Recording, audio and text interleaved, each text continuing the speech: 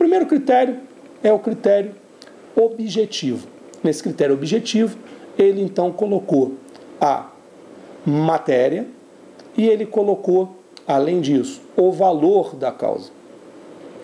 Ainda assim, existiria aí mais um critériozinho que não é muito bem objetivo, é subjetivo, ele leva em consideração a qualidade da pessoa.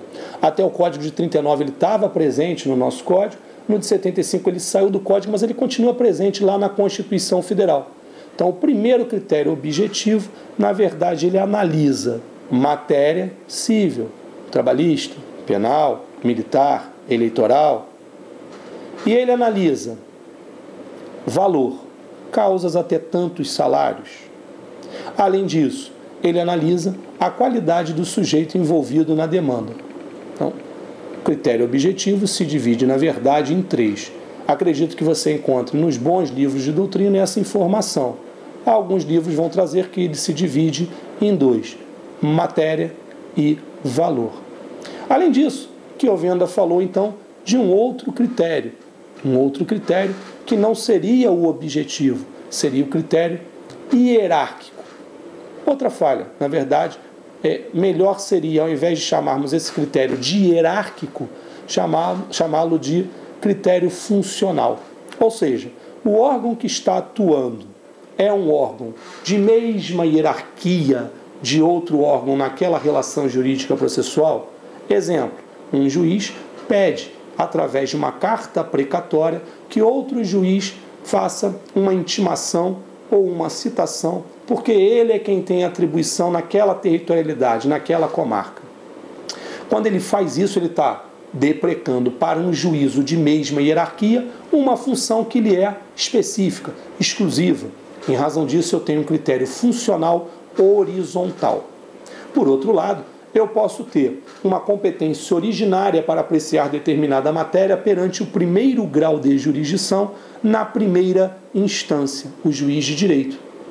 E este juiz de direito, ao proferir a sua decisão, estará sujeito, se as partes voluntariamente quiserem recorrer, a um reexame. E esse reexame será feito por um órgão de sobreposição responsável pelo segundo grau de jurisdição.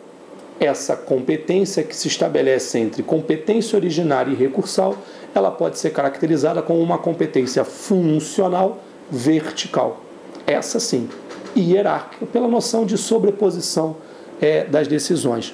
A última decisão substituindo a primeira, dando a impressão de que existe uma hierarquia, uma verticalidade nessa movimentação do magistrado, nessa movimentação e estrutura de nossos tribunais. Então, esse segundo critério seria o critério funcional, também chamado de hierárquico. Mas hierárquico é mais para a competência funcional vertical. A funcional horizontal não há que se falar em hierarquia. Por isso que eu prefiro chamá-lo de critério funcional.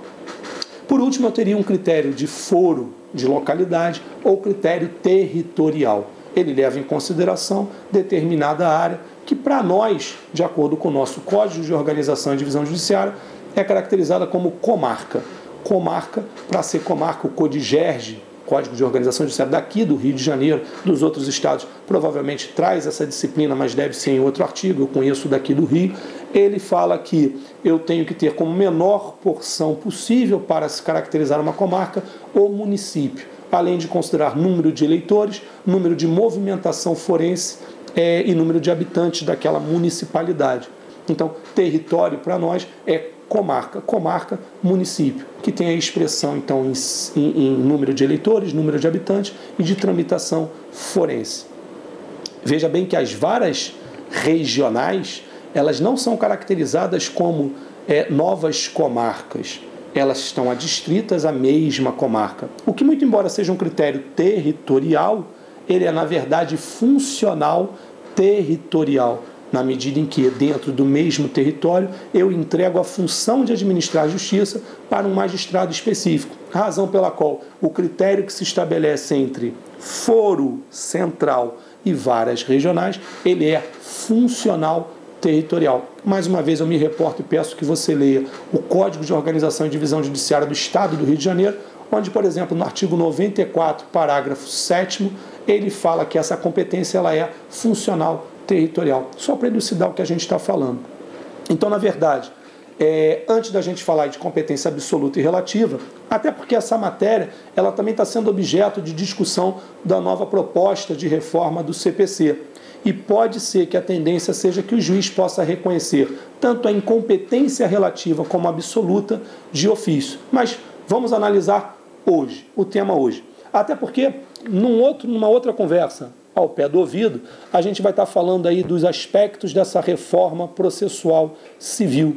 O que vem de novo, o que está sendo debatido, quais foram as reuniões, o resultado das reuniões que aconteceram até hoje, as expectativas da comissão. Mas isso é um outro encontro ao pé do ouvido. Hoje, no nosso encontro aqui, a gente está conversando e terminando aí o nosso bate-papo para resolver essa questão, essas questões aqui da bateria de teoria geral do processo.